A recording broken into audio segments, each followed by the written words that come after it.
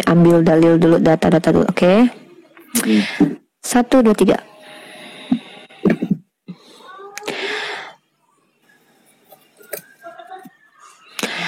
Oke, kali ini tema yang saya angkat adalah tema yang sangat krusial, tema yang sangat penting, fundamental, dan masuk kerana usuluddin, hal-hal pokok dalam agama, hal-hal yang sangat usul dalam agama Islam, yaitu tentang tauhid. Teman-teman harus tahu, kata tauhid sendiri adalah sebuah konsep ya. Kata tauhid ini maknanya adalah bagaimana kita memahami Tuhan ya. Nah, ini yang harus saya tekankan kepada teman-teman yang nonton di seberang sana, yaitu teman Kristen, agar tidak terjadi kesalahpahaman. Tauhid adalah istilah bagaimana cara memahami Tuhan, bukan konsep tentang Tuhan. Tuhan itu tidak terkonsep. Ya, tauhid adalah konsep bagaimana memahami Tuhan, bukan konsep tentang Tuhan. Itu dulu. Nah, karena tidak mungkin Tuhan terkonsep. Ya. Nah, tauhid itu apa sih definisinya? Oke, saya akan bawakan rujukan ya. Tauhid ini adalah sebuah konsep, dan konsepsinya mungkin akan kita temukan nanti. Apakah ada perbedaan tentang konsepsi atau cara memahami konsep ini? Konsep tauhid ini diajarkan oleh baginda Rasulullah Muhammad SAW. Nanti saya akan tunjukkan hadisnya. Nah, dasar konsep tauhid ini kita akan menemukan dalil-dalil yang sangat eksplisit di dalam Al-Quranul Karim.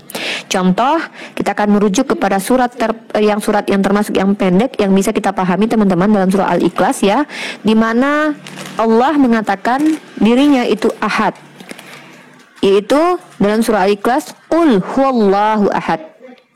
Kemudian ternyata konsep tauhid bukan hanya berasal dari kata ahad, melainkan juga dari kata wahid. Karena salah satu nama Allah juga adalah Al-Wahid. Jadi Allah itu adalah Al-Ahad dan juga Al-Wahid. Nah, konsep ini bukan konsep yang susah untuk dipahami atau memiliki banyak tafsir, atau konsep yang tidak konkret.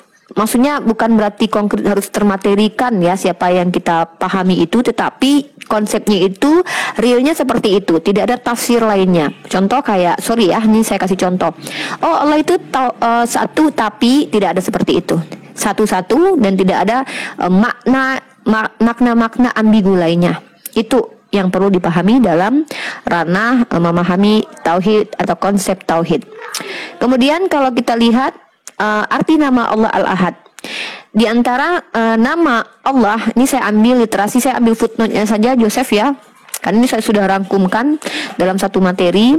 Mungkin teman-teman kalau mau melihat dalam buku Sifatullah Azza wa Jalla Al-Warida fi Kitab wa Sunnah halaman 42. Di sini menurut Al-Ahad itu definisinya adalah yang tiada sesuatu pun yang menyerupainya, sebagaimana kata Al-Baihaqi yang maha tunggal, seperti kata Ibnu Atsir. Nah, kemudian selanjutnya, jadi makna Al-Ahad adalah yang tiada tandingan baginya dan tiada sekutu baginya dalam hal uluhiyah dan juga rububiyah.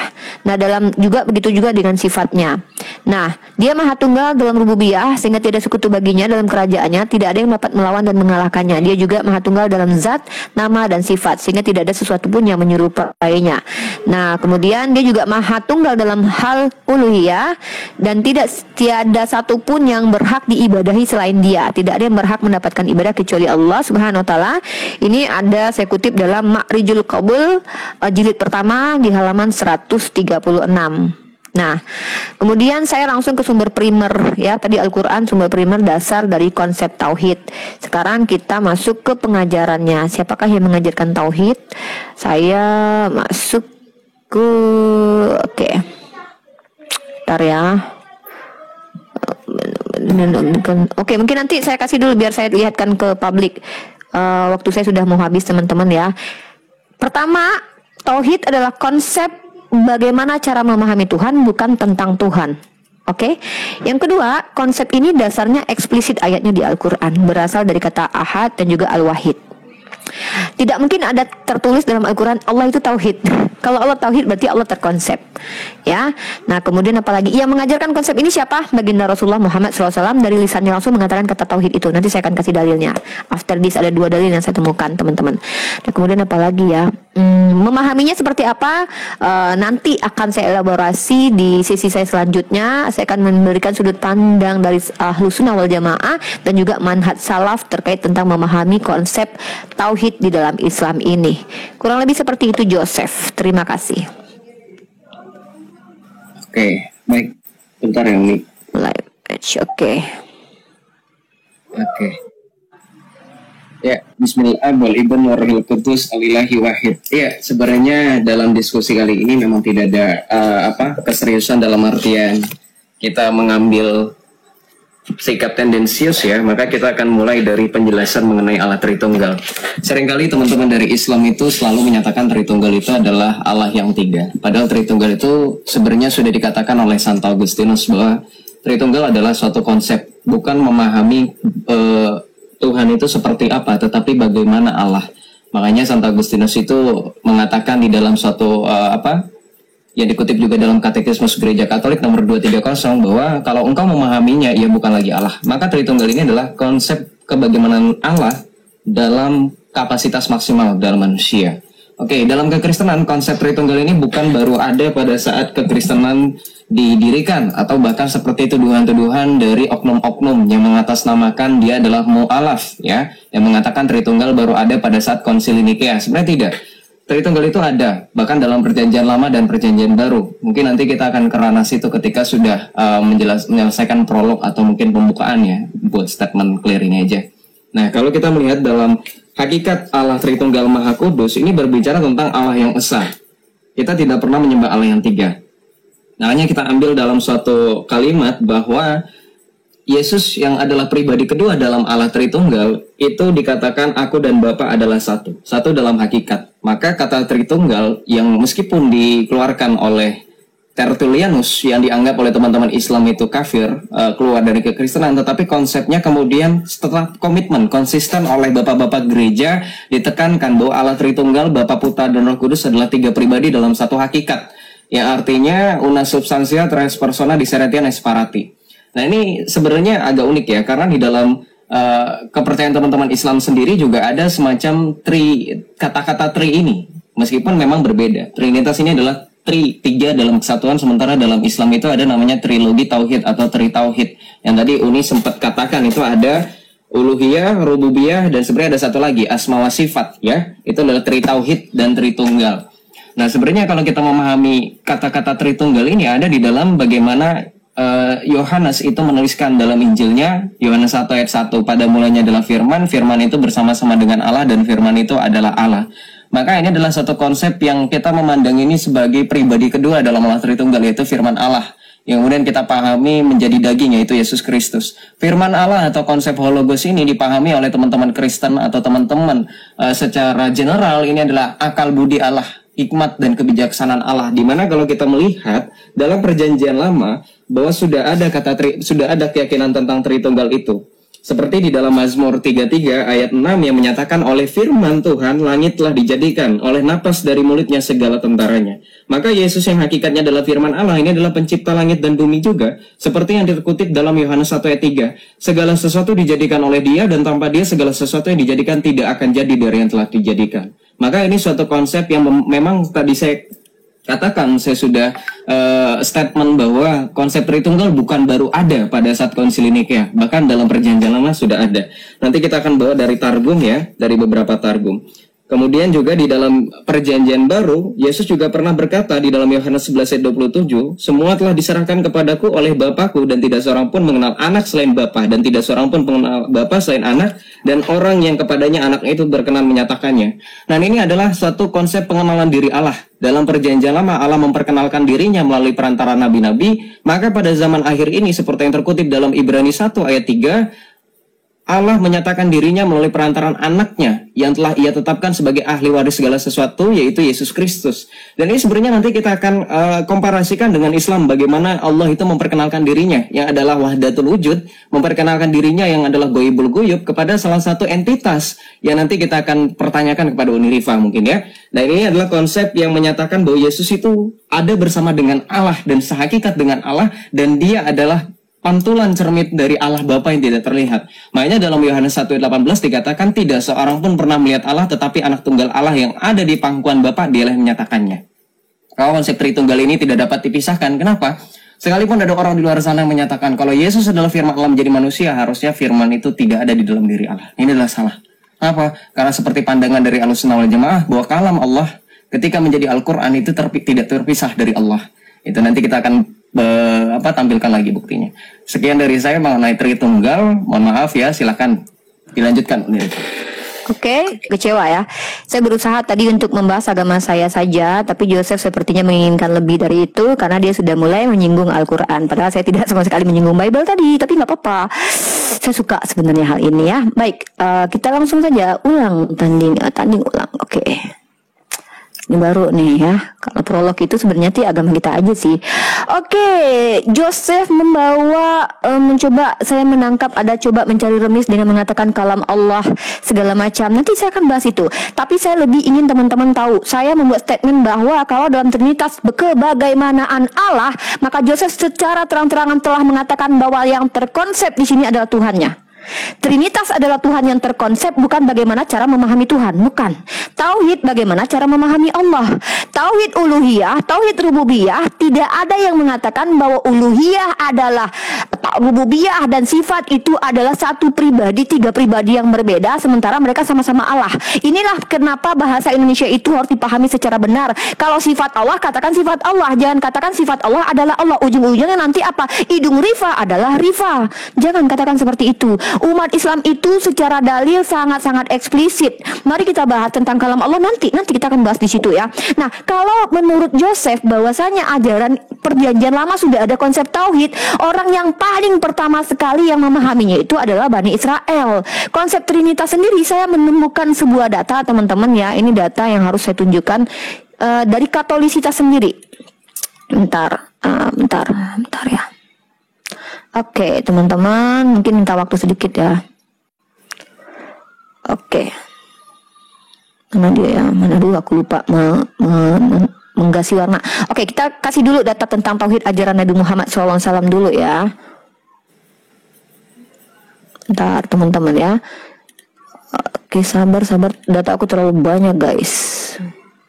Sampai nggak tahu lagi kesimpan di mana barusan itu. Aduh, habis waktu aku.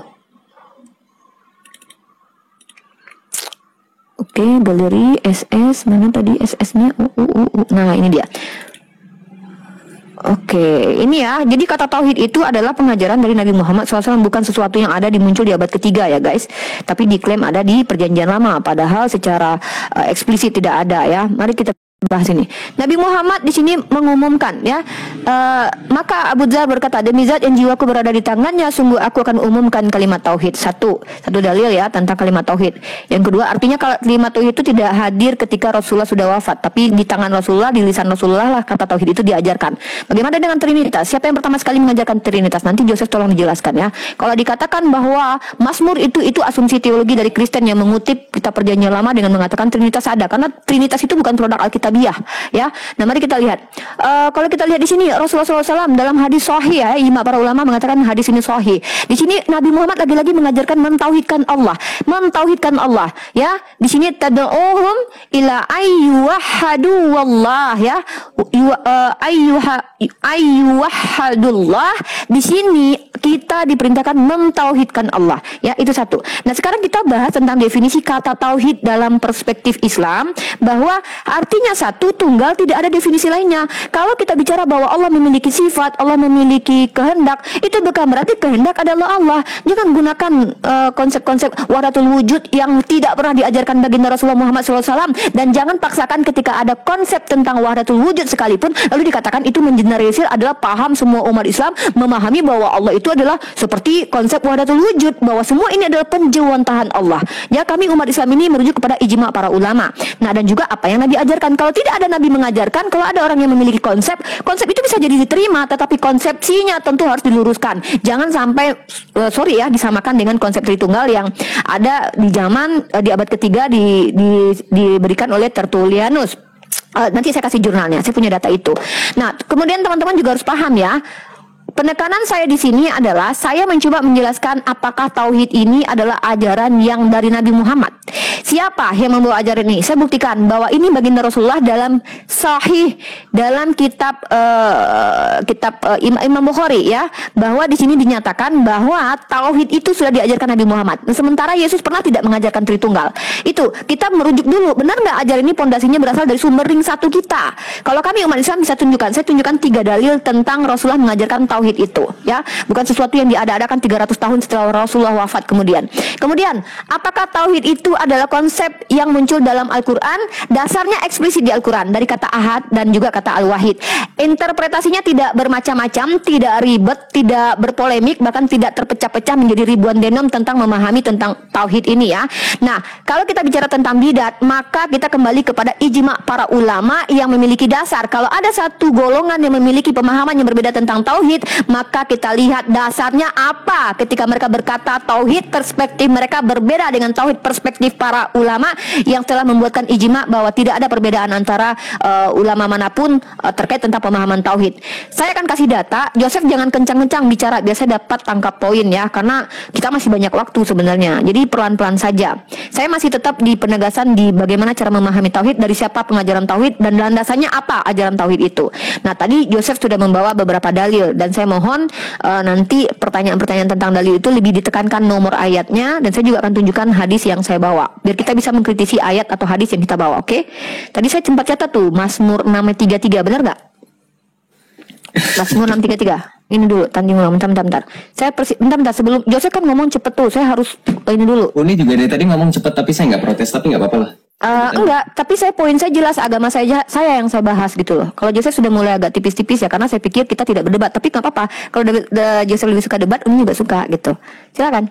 Kita tanding ulang ya. Kita ini ya. Saya suka malahan. Ya. Oke, 1, 2. Langsung strike to the point aja. Oke, 1, 2, 3. Ini saya catat nih, saya coba untuk catat. Ada beberapa miskonsepsi ya. Kalau dikatakan bahwa Tritunggal itu adalah konsep Tuhannya terkonsep, maka dalam tauhid juga Tuhannya terkonsep. Kalau Uni Rifa hanya menunjukkan suatu hadis yang mengatakan Rasulullah mengajarkan tauhid, saya mau mengatakan bagaimana yang Rasulullah ajarkan terkait tentang tauhid. Apakah Rasulullah mengajarkan seperti Imam Hasan al-Asy'ari yang mengatakan tauhidnya Allah dengan 20 sifat? Seperti yang tadi sempat dinukil ya oleh Uni Rifa, teman-teman ada yang sadar atau tidak sadar mengatakan sifat Allah bukanlah Allah. Gitu.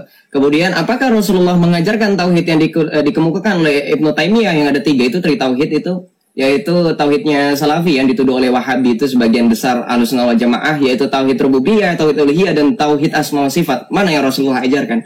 Atau Rasulullah mengajarkan seperti tauhidnya Maturidi? Nah, ini saya mau membuktikan data nih, mau tanya dulu datanya dari mana. Yaitu kan Uni ya, saya nggak mau tampilkan data. Kemudian terkait tentang beberapa ajaran dalam kekristenan bahwa Bapa, Putra, dan Roh Kudus itu bukan sifat. Maka ketika mengkomparasikan bahwa sifat Allah bukanlah Allah, itu tidak jauh seperti pada saat Imam Al-Ghazali menyatakan Tritunggal bukan syirik. Tapi sayangnya Imam Al-Ghazali hanya sampai kepada pemahaman Bapa, Putra, dan Roh Kudus adalah sifat, bukan pribadi. Sayangnya lagi-lagi Islam itu selalu peleset ya ketika menyerang akidah kekristenan, menganggap orang Kristen menyembah selain Tuhan atau menyekutukan Tuhan, tapi mereka meleset ya. Sekelas Imam Al-Ghazali juga meleset memahami Tritunggal bahwa Tritunggal bukanlah sifat, melainkan pribadi, Bapa, Putra, dan Roh Kudus dalam satu hakikat. Kemudian tadi saya ingin menjawab ya, bagaimana Uni bertanya, apakah Yesus mengajarkan Tritunggal? Of course, Yesus mengajarkan Tritunggal. Yohanes 5 ayat 23, Yesus mengatakan, supaya barang siapa menghormati anak, ia menghormati Bapa. Barang siapa menghormati anak, ia sudah menghormati Bapa. Makanya orang Kristen tidak bisa menyembah Tuhan itu dengan terpisah, seperti Ahlussunnah Asy'ariyah yang menyembah Tuhan dengan sifat-sifat 20-nya. Kalau Tuhan nggak punya sifat 20, maka Tuhannya bukan Tuhan, gitu kan gitu. Kalau kita nggak pernah menyifatkan Tuhan. Nah, kita tampilkan ini data. Kalau data saya dari buku Pengajaran Iman Katolik, nanti kita akan buka dari buku-buku Islam ya. Ini ada Pendoban Teologi Ahlussunnah Al-Jamaah, ya, Aqidah Asy'ariyah. Lalu juga ada dari Salafi seperti yang Uni Rifa mau katakan ya. Oke, kita ke sini dulu. Bagaimana konsep Tritunggal itu ada di layar ya, Tritunggal Maha Kudus. Ya, Trinitas. Ini mengatakan bahwa Tritunggal itu adalah bagaimanaan Allah. Sekali lagi saya katakan, kebagaimanaan Allah. Ini yang saya tadi kutip, Mazmur 33 ayat 6. Oleh firman Tuhan langitlah dijadikan, oleh napas dari mulutnya segala tentaranya. Nah, ini adalah pedoman dari bagaimana memahami ketritunggalan Allah, yaitu pribadi kedua, firman Allah itu ada di sini. Nah, kita lihat lagi ya, datanya dari PDF ya, teman-teman yang Islam. Nih, kita lihat dari Targum ya. Saya coba besarkan layarnya. Oke, ini ada dari Targum ya. Ini bahasa Inggris, mudah-mudahan teman-teman bisa mengerti ya. Ini dari Rabbi Sfinasi. Saya nggak tahu pronunciation ininya gimana ya, tapi dia mengquote ya Jerusalem Targum yang mengatakan, and the word of the Lord said unto Moses, ya. Word of the Lord ini adalah firman dari Tuhan. Ya, kemudian kita lihat lagi dalam targum-targum yang lain, misalkan ya di dalam Mika 5 ayat 2 ini dikatakan dalam Targum Jonathan, and you Bethlehem Ephrata, you who were too small to be numbered among the thousand of the house of Judah, from you shall come forth before me the Messiah. Nah, ini adalah Targum dari Jonathan.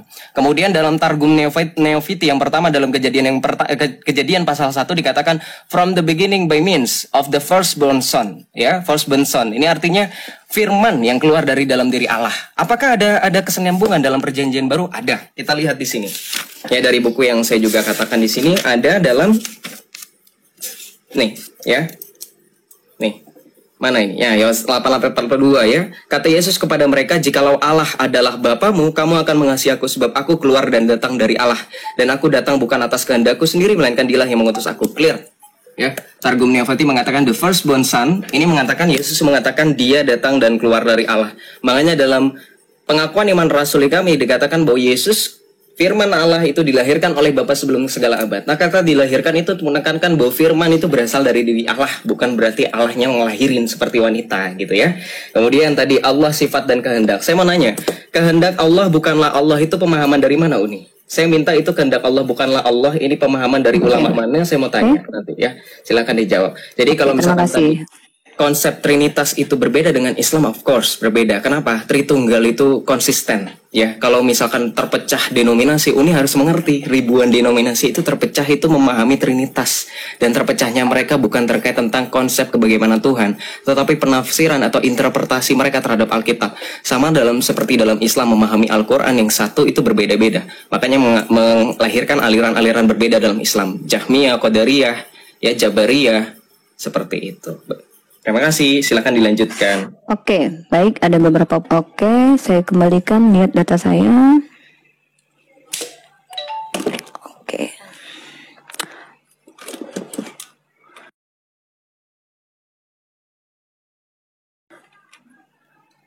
Bentar ya.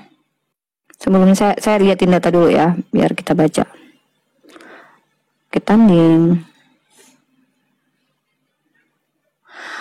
Oke, di sini teman-teman ya, ini saya ambil dari jurnal ini teman-teman ya, dari Sekolah Tinggi Teologia Jeffrey Joseph. Kalau tidak menerima ini nggak apa-apa ya, saya tidak masalah. Tapi coba kita bawa perspektif ini. Istilah Tritunggal memang tidak pernah muncul dalam Alkitab. Istilah ini pertama kali dipakai oleh Tertullianus tahun 166 sampai 220 Masehi pada abad ketiga sepanjang sejarah gereja. Nah, kemudian kebenaran ini terus dipersoalkan. Tidak hanya pada abad permulaan, kebenaran ini telah mendapat tantangan. Di zaman sekarang pun banyak ajaran sesat menentang kebenaran ini, ya. Sampai ini masalah mereka ya, intern mereka. Kita tidak bahas intern mereka. Lalu Joseph tadi membahas tentang pertanyaannya, dari mana Uni mengatakan bahwa sifat Allah bukan Allah? Joseph, kalau sifat Allah adalah Allah, buat apa kata-kata sifat itu ada? Ini nggak usah pakai dalil Al-Quran. Kenapa? Ini bahasa Indonesia, Joseph. Ini bahasa Indonesia. Sifat adalah sifat, makanya jangan mudah mempelintir bahasa. Ketika bagian tubuh adalah tubuh, apakah tangan adalah rifa? Ketika tangan rifa, ketika bagian dari tubuh rifa adalah rifa, apakah tangan adalah rifa? Joseph, ini bahasa Indonesia. Makanya kesulitan saya diskusi dengan teman-teman Kristen adalah mereka sulit untuk memahami secara hakikat apa itu sifat Allah dan apa itu Allah.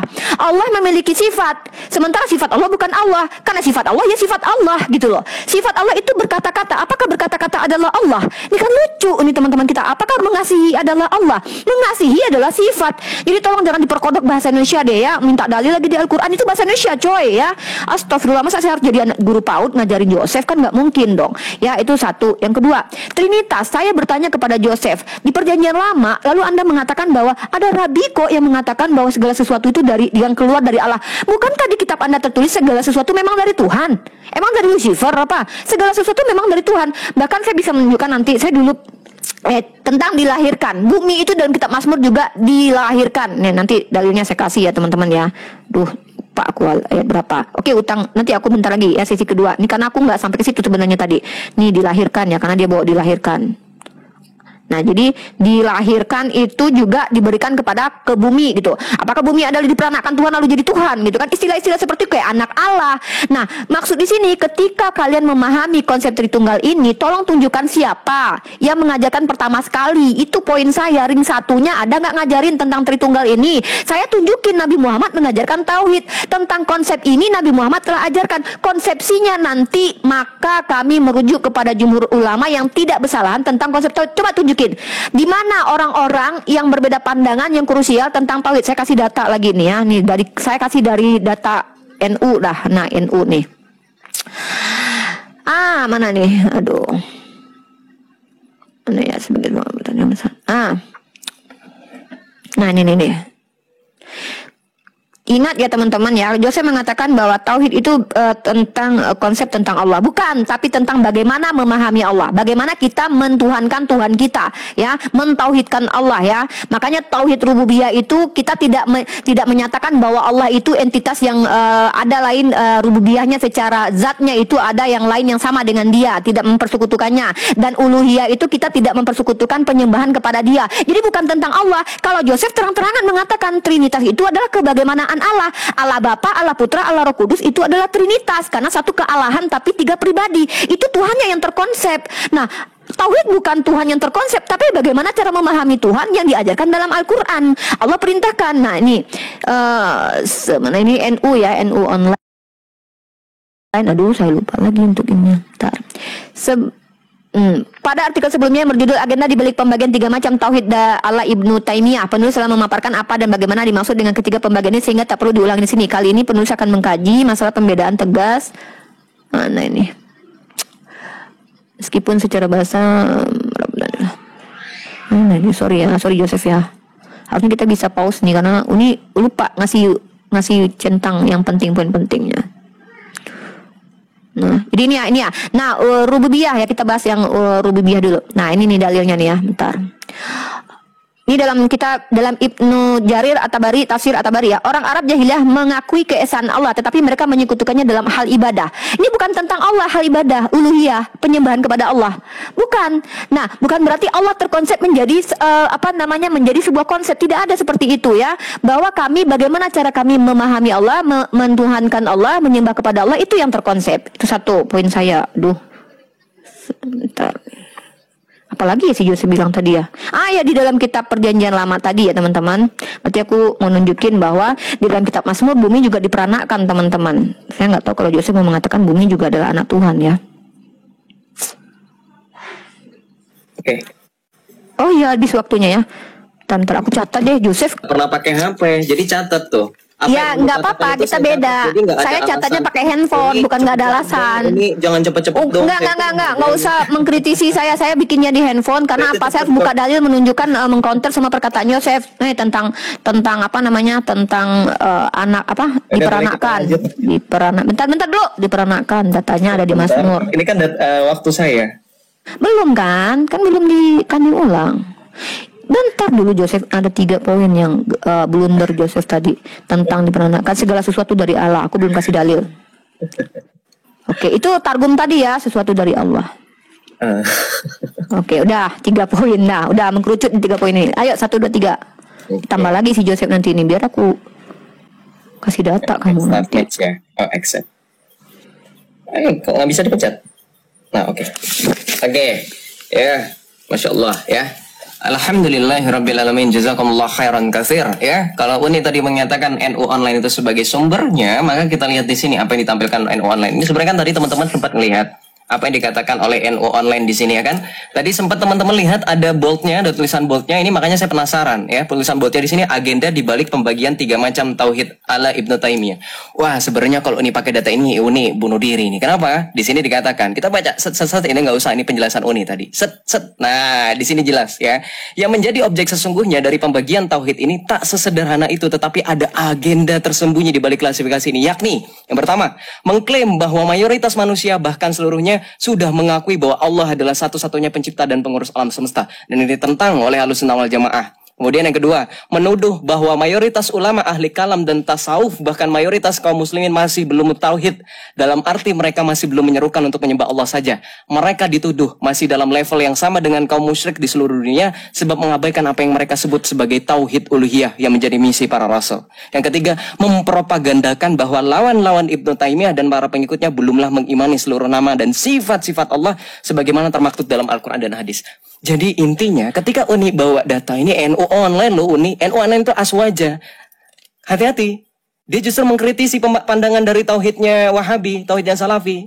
Ya, tauhid ini dikritik justru di sini. Makanya bersyukurlah tadi Uni jujur ya. Lalu kemudian yang berikutnya. Ya, kemudian yang berikutnya ada beberapa poin yang Uni itu sempat jelasan itu kan saya catat di sini bahwa Uni itu mengatakan ya, kehendak Allah bukanlah kehendak Allah bukanlah Allah. Ini yang saya catat dari tadi. Nah, ini yang mau saya tanyakan, ini dalilnya bukan sifat Allah. Sebenarnya sifat Allah saya udah paham lah. Uni itu berpegang pada ajaran Salafi. Yang saya tanya itu kehendak Allah bukanlah Allah. Ini dalilnya di mana? Kalau kita lihat secara Imam Hasan Al-Asy'ari menyatakan di dalam kitab Al-Ibanah bahwa kehendak Allah ya adalah Allah. Iradahnya Allah adalah Allah, bagian dari diri Allah. Kalau misalkan ada Uni yang mengatakan kehendak Allah bukanlah Allah, saya minta itu dalilnya. Jadi itu yang saya pertanyakan.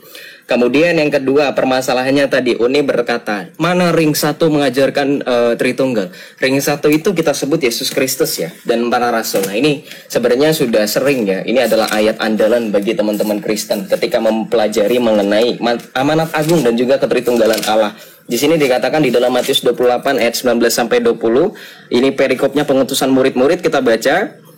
Karena itu pergilah, jadikanlah semua bangsa murid-muridku dan baptislah mereka dalam nama Bapa dan Anak dan Roh Kudus. Jadi di sini udah jelas ketritunggalan itu yaitu Bapa dan Putra dan Roh Kudus. Lalu kemudian tadi Uni mempermasalahkan ya, istilah Tritunggal itu nggak ada di Alkitab. Loh, nggak usah Uni ngomong dari awal, saya udah bilang kok ketika prolog saya bilang memang Tritunggal istilahnya tidak ada di dalam Alkitab.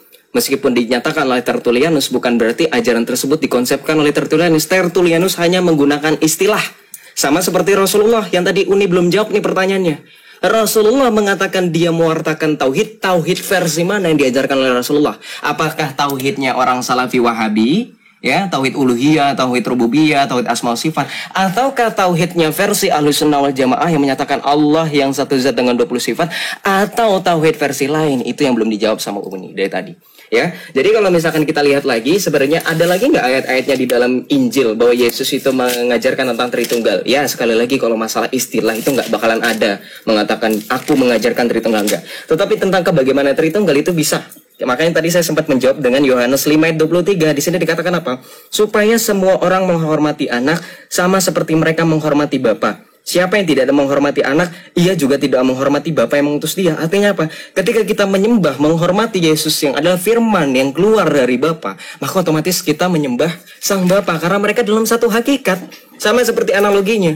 Ketika Anda mencintai seseorang, otomatis yang Anda cintai adalah tubuh dan jiwa, jiwa dan raga. Makanya kalau Uni mungkin ya, kalau saya pacaran dulu gombalin pacar saya itu dengan mengatakan saya menyayangi kamu dengan jiwa dan raga. Kenapa? Karena itu dalam satu hakikat.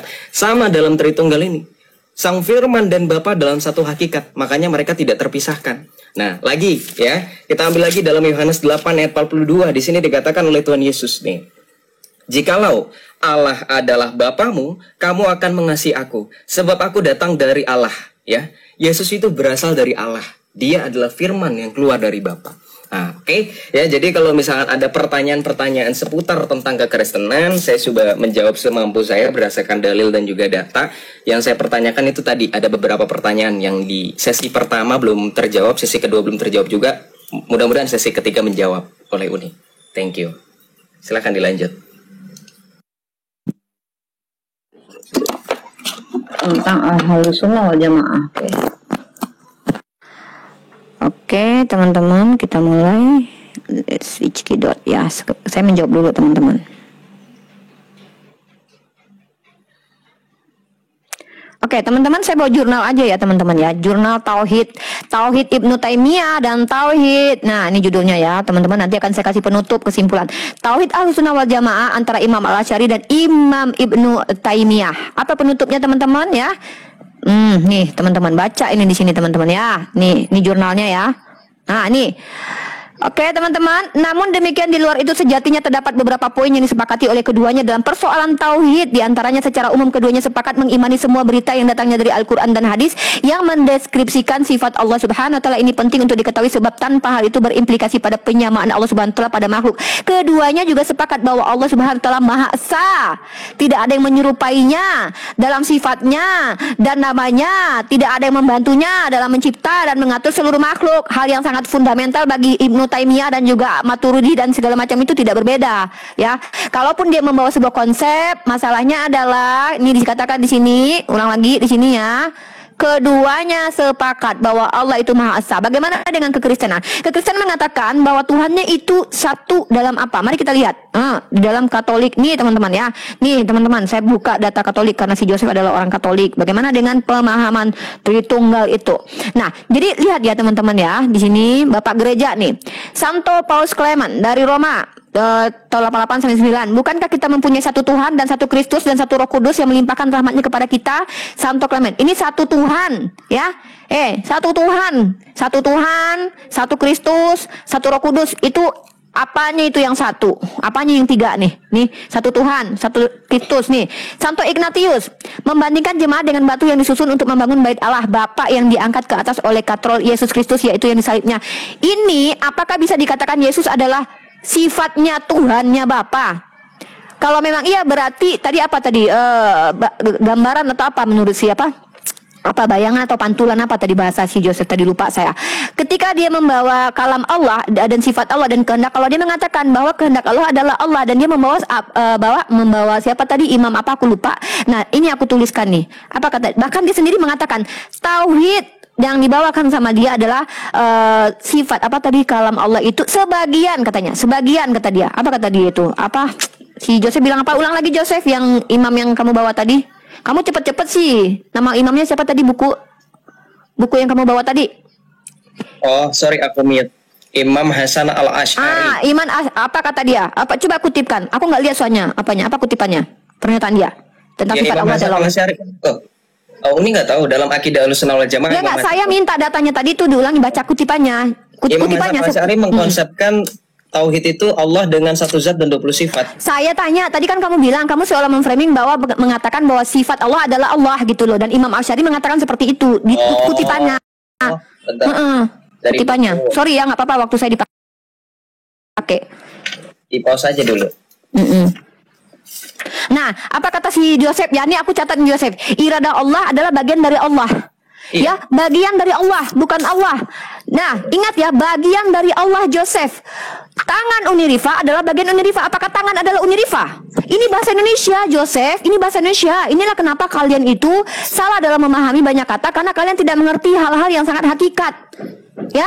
Nah, coba kamu sudah mengatakan tadi iradah Allah adalah bagian dari Allah. Sifat Allah memang bagian dari Allah, tapi bukan berarti sifat Allah adalah Allah. Makanya ada kata sifat dan yang disifati. Sifat dan yang disifati. Itu loh. Coba kutipan bacakan tadi. Kamu baca tadi nih, iradah Allah adalah bagian dari Allah. Iya. Jadi jangan mau framing. Jangan memframing ya.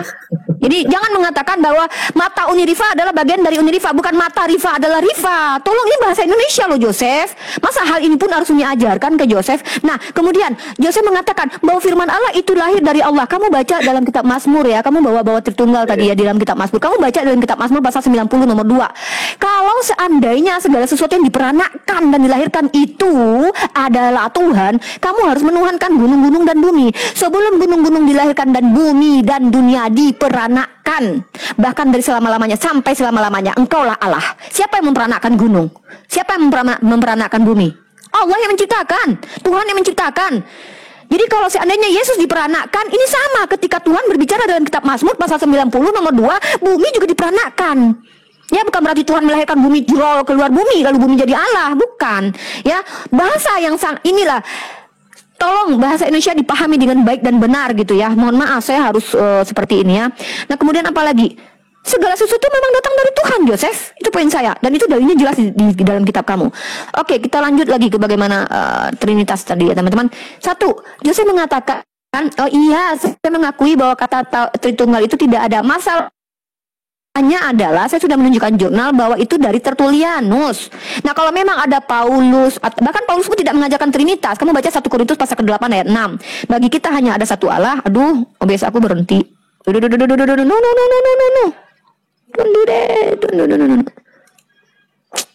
Oh my god. Bentar Yosef. Aduh, jangan mati, please. Itu ya. Tunjukkan kepada saya, bahkan sekelas Paulus pun tidak mengajarkan Tritunggal. 1 Korintus pasal 8 ayat 6. Bagi kita hanya ada satu Allah dan juga satu Tuhan. Ya, di mana itu kemudian mereka adalah Allah ketiga-tiganya begitu ya. Nah, silakan Joseph. Udah habis waktu saya? Masih ada? Belum. Udah, itu udah dikasih. Oke, saya boleh rematch. Oh, masih. Tunggu bentar Joseph. Oke, masih. Ngelek. Bentar ya brother, sabar dong. Kan kita nggak buru-buru. Nanti sesak napas kita berdua nanti. Takutnya udah siap. Gak ini melek. Bentar ya, ini suruh anak-anak matiin dulu ininya.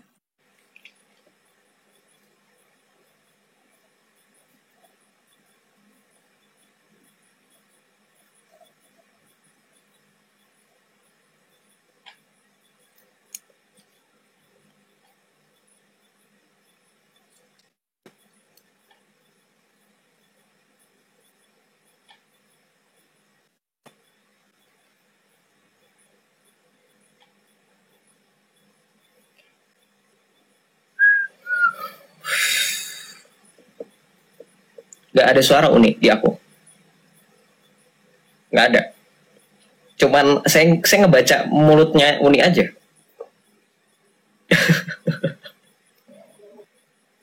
Halo, tes. Udah. Oke, tunggu. Teman-teman yang di YouTube, sorry, ini ada problem di YouTube aku. Aku mau close dulu dan tidak akan aku matikan. Teman-teman izin sebentar. Aku memulai untuk mengambil data dari TikTok. Ini nih, kalau live-nya begini permasalahannya. Harusnya tadi aku record. Sorry Joseph ya. Nggak apa-apa dong. Kan kita nggak dikejar hantu juga.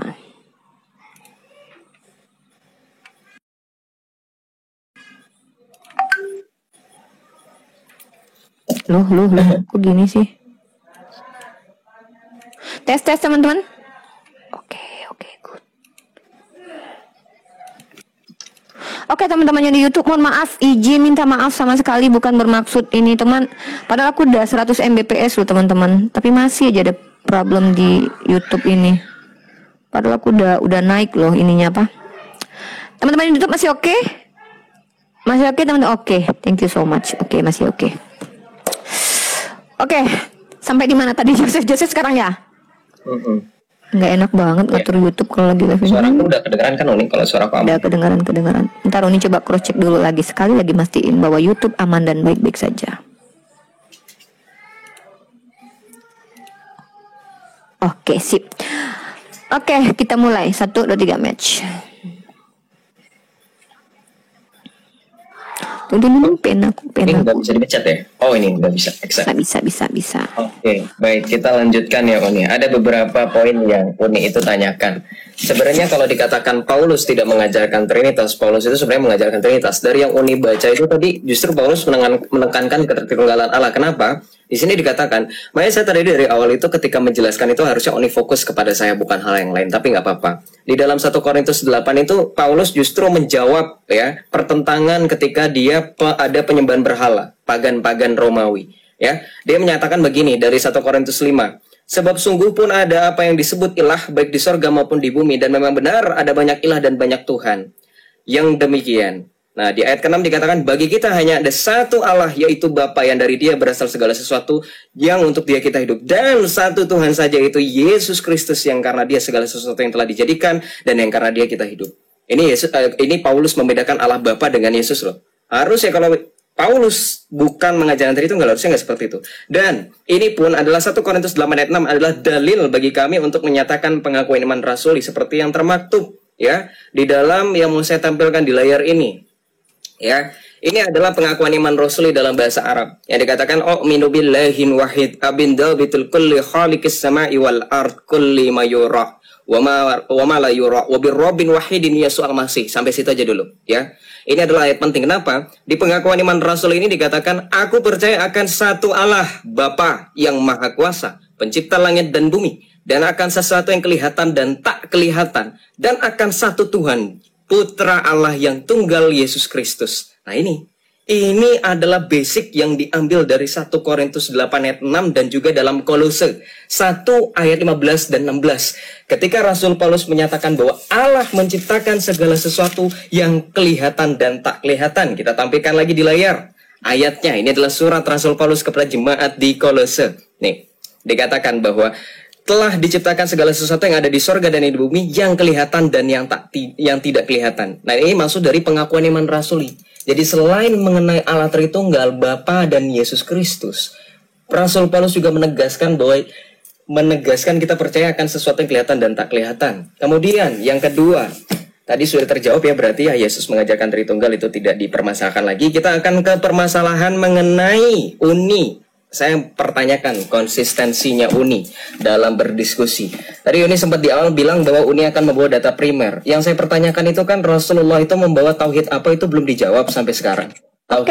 Lupa. Tauhidnya Salafi atau tauhidnya Sunnah wal Jamaah, tapi nggak apa-apa. Sekalipun itu Uni juga membawa jurnal ya, datanya dari jurnal terkait tentang tauhid ya. Tauhidnya katanya nggak apa-apa, Allahnya Esa loh. Saya tadi kan sudah tampilkan Uni bagaimana nggak dibaca nih. Saya juga tampilkan ya, selain dari NU online, Uni kan juga kebanyakan dari ini, dari internet ya. Di sini dikatakan apa nih? Ya, ini yang ditulis artikel, walaupun artikel ini adalah pendiri ya, pengasuh ya, Pondok Pesantren Al Khairat Malang ya, yang bernama Bapak Fatih Syuhud ya, beliau pengasuh Pondok Pesantren Al Khairat Malang. Di sini dikatakan beda tauhid Ahlussunnah dan Salafi Wahabi. Nah, ini ada perbedaan ternyata, bukan sama ya. Di sini dikatakan apa ya? Nih, namun saat ini ada aliran baru dalam Islam bernama Salafi Wahabiyah. Ini Unirifa ya, yang hendak mempersulit perkara yang mudah. Golongan ini menyatakan percaya pada Allah sebagai satu-satunya yang patut disembah saja itu tidak cukup. Jadi ketika Uni mengklaim bahwa menyembah Allah itu cukup, percaya kepada Allah itu cukup, enggak. Justru Ibnu Taimiyah pendiri mazhab Salafi menyatakan dalam Risalatus Ahli Sufah, tauhid rububiyah saja tidak cukup dan tidak menghilangkan kekufuran. Jadi ini konsep ini dikonsepkan. Anda tidak hanya menyembah Allah, percaya Allah saja. Loh, ini mirip dalam Yakobus 2 ayat 19. Dikatakan apa? Engkau percaya hanya ada satu Allah saja, itu baik. Namun iblis pun percaya. Nah, ini dikonsep, dicontek oleh Ibnu Taimiyah. Percaya Allah sebagai satu-satunya yang patut disembah saja itu tidak cukup. Nah, makanya dikatakan harus ada tauhid yang lain. Nah, makanya saya katakan sekali lagi bahwa di dalam Islam ada perbedaan dalam konsep tauhid. Kemudian yang kedua, Uni mengatakan sifat Allah bukanlah Allah. Ini blunder Uni. Kenapa?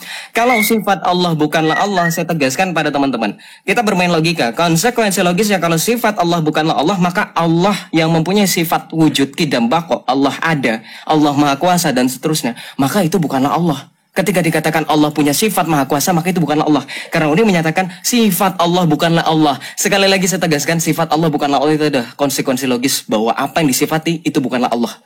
Ya, itu konsekuensi logis. Nah, kemudian yang jadi pertanyaan saya sekali lagi, saya minta dalil dalam Islam, jangan dari jurnal, dari primernya aja dulu, Al-Quran maupun hadis. bahwa tauhid mana yang disepakati oleh Islam secara keseluruhan.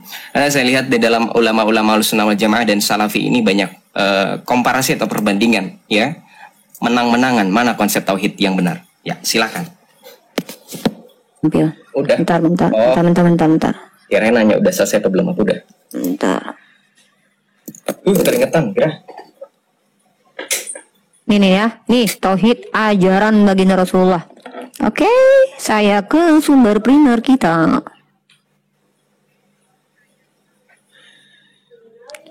Teman-teman, mari kita lihat. Ini adalah sumber primernya umat Islam, yaitu apa? Ijma para ulama mengatakan hadis ini sahih, teman-teman. Apa yang diajarkan Rasulullah Muhammad SAW terkait tentang konsep tauhid seperti apa, teman-teman? Ini teman-teman lihat dalam Sahih Muslim 2137. Kita ikuti Rasulullah mengajarkan mentauhidkan Allah dan mengagungkannya, dan beliau membaca la ilaha illallah wahdahu la syarikallah. Ini ajaran Nabi Muhammad. Jangan menyekutukan Allah, ya. Satu, hanya tidak ada ilah lain selain Allah. Tidak ada ilah lain. Kalau ada dari konsep dari pemikiran Ibnu Taimiyah, Imam Maturidi, imam manapun itu, baik imam Syiah sekalipun, ketika mereka mengeluarkan konsep dengan nama uluhiyah, rububiyah, apapun itu yang jatuh ke dalam kesyirikan, tunjukkan apanya yang mereka syirikan, siapa dengan siapa mereka syirikan Allah. Ya, karena kalau Anda mengatakan bahwa tidak cukup hanya menyembah kepada Allah, yang mentauhidkan Allah, itu bagaimana cara? Memang tidak cukup hanya menyembah Allah, bisa juga mencintai Allah segala macam. Itu betul, bukan berarti Ibnu Taimiyah, imam-imam lain itu masuk ke dalam ranah mensekutukan Allah. Itu poinnya, ya. Bagaimana ajaran baginda Rasulullah? Bahkan saya sudah tunjukkan jurnal bahwa perbedaan mereka dan mereka sama tentang mengesahkan Allah. Nah, Joseph sendiri mengakui, lalu mengatakan tadi apa? Saya katakan, Paulus itu mengatakan hanya ada satu Allah, yaitu Bapa, dan satu Tuhan. Hanya ada satu Theos dan satu Kurios. Kalau memang Kurios adalah Theos, ngapain itu dipisah kata-katanya? Udah pakai Kurios atau Theos aja gitu loh. Itu poin saya. Jadi keterbatasan bahasa Joseph. Lu mengatakan kalau Uni bilang bahwa sifat Allah bukanlah Allah, maka ketika Allah iroda itu bukan Allah. Bukan berarti ketika kita tidak berada di kiri maka kita pasti di kanan, Joseph. Ada lagi bagian lain, apa itu? Tengah. Bukan berarti ketika tidak ada makhluk dan ada ada kholik, bukan berarti tidak ada sifat makhluk dan sifat kholik. Ada istilah lain yang digunakan dalam bahasa Indonesia, yaitu sifat instrumen, ya. Kalau kita bicara tentang sifat Allah, bukanlah Allah, tapi apa? Cukup dengan kata-kata sifat Allah. Kenapa tidak puas dengan kata sifat Allah? Sifat Rifa adalah Rifa. Manis adalah Rifa memang. Sifat Uni Rifa ini orangnya adalah marah. Apakah marah adalah Rifa? Tidak semua yang marah adalah Rifa. Bagaimana Joseph memahami bahasa Indonesia ini, memaksakan mencoba mencari remis, seolah-olah kami dipaksa harus seperti Joseph yang firman adalah Allah, menggunakan konsep berpikirnya orang-orang Yunani dengan kemudian membawa wahdatul wujud, yang bahkan Rasulullah jelas eksplisit mengajarkan bagaimana cara bertauhid kepada Allah. La ilaha illallah, la ilaha illallah, tiada ilah selain Allah. Bagaimana dengan Joseph? Ilahnya ada berapa? Yesus adalah ilah, Tuhan. Bapa juga ilah, Roh Kudus juga ilah. Apakah Yesus bagian dari Allah Bapa? Oke, tapi satu pribadi Yesus, satu pribadi Bapa. Mereka adalah pribadi yang memiliki sifat berbeda. Contoh, Yesus memiliki sifat kemanusiaan. Bapa punya sifat kemanusiaan tidak? Tidak. Mereka dua entitas yang berbeda, makanya disebut dengan Trinitas. Tiga pribadi dengan satu hakikat. Apa hakikatnya? Allah. Konsekuensinya adalah sebenarnya kalian jatuh dalam ranah politis yang tidak kalian terima. Itu kenapa nalar kalian tidak menerima Tuhan itu banyak. Makanya muncul konsep Trinitas ini, untuk seolah-olah membaurkan bahwa kami ini bukan politis loh, Tuhan kami nggak banyak loh. Itu cuma satu. Satunya apa? Hakikat, tapi pribadinya beda. Pertanyaan saya, apakah pribadi dan kepribadiannya sama? Kalau memang kepribadiannya pun sama, ingat loh ya, entitas ini sudah memiliki pribadi dan kepribadian nih, sudah ada sifat yang melekat pada si pribadi ini. Yesus punya sifat kemanusiaan dan sifat ketuhanan. Tuhan yang Bapa itu tidak punya sifat kemanusiaan, punya sifat keilahian saja. Apakah bisa dikatakan satu hakikat hal seperti itu, Joseph? Ini nggak perlu pakai ini ya, bahasa Indonesia aja nih. Joseph udah nggak paham nih, teman-teman Kristen, kegagalan mereka itu memahami bahasa Indonesia. Sifat Allah adalah sifat Allah, Joseph. Jangan pernah memperkodok bahasa. Kalau memang sifat Allah adalah Allah, ngapain ada kata sifat? Tolong ya, tolong bahasa Indonesia jangan diperkodok. Ya, nah ketika ulama kami membahas tentang sifat Allah, itu adalah konsep berpikir. Ketika mereka tahu bahwa Allah Ar-Rahmanur Rahim, mereka tahu, wah dengan naluri mereka, nalar mereka, mereka punya kognitif memahami bahwa ternyata Allah punya sifat Maha Mengasihi. Apakah mengasihi adalah Allah? Oh, kalau berarti Rifa mengasihi, maka Rifa juga Allah. Oh my God, bagaimana cara memahami seperti ini ya? Dan ini yang sangat teman-teman ya, itu kenapa teman-teman sebelum kita belajar filsafat kita harus paham dulu sifat apa itu hakikat ya. Kalau kita bicara tentang instrumen, kalau kita bicara tentang zat ya, kalau kita bicara tentang entitas, teman-teman, entitasnya manusia, dia tidak akan dikatakan manusia kalau tidak including jasad, roh, jiwa, dan seluruh raganya ini. Kalau cuman jasad doang namanya mayat, kalau cuman roh doang namanya roh gentayangan. Maka manusia dikatakan manusia ketika dia including semua. Maka tidak ada istilahnya sifat Allah adalah Allah. Sifat Allah ya sifat Allah gitu loh. Kok maksa sifat Allah adalah Allah gitu, lucu gitu loh. Sifat Allah adalah sifat Allah. Kenapa nggak cukup dengan kata-kata itu? Anak kecil aja tahu. Apakah sifat ibu adalah ibu? Sifat ya sifat. Yang disifati, yang disifati. Oh my God, gitu aja pun susah. Apa tadi ya? Oh, udah habis waktunya. Aduh, saya belum menjawab ini. Theos dan Kurios by the way. Kalau memang sama ngapain itu dipakai kata berpisah Theos dan Kurios? Oke, mungkin Oke, silakan Yosef. Ya, Kurios dan Theos itu berbeda. Ya memang berbeda kok ini. Jadi kalau misalnya Uni mau kritik saya nggak ngerti bahasa, ya sama Uni juga nggak ngerti bahasa. Tuhan dan Allah itu berbeda ya ini. Makanya orang Islam kalau ditanyakan Tuhan dan Allah itu nggak nyambung, karena bagi mereka Tuhan itu Allah dan Allah itu Tuhan. Nah tadi sebenarnya sedikit menarik ketika dikatakan bahwa Nabi Muhammad menyatakan nggak mengajarkan kesyirikan atau tidak menyekutukan Allah dan seterusnya. Loh, ya, dari perjanjian lama juga sama. Di kami juga sama. Tadi kan 1 Korintus 8 ayat 6. Ya, tidak ada Allah lain selain Allah Bapa. Tuhan itu juga satu, hanya Yesus Kristus. Ya, dipelajari dulu mungkin ya terkait tentang Tuhan dan Allah itu perbedaannya apa? Kurios dan Theos ya. Makanya kalau misalkan umat Islam bersyahadat la ilaha illallah, tiada Tuhan selain Allah, berarti Tuhannya Allah.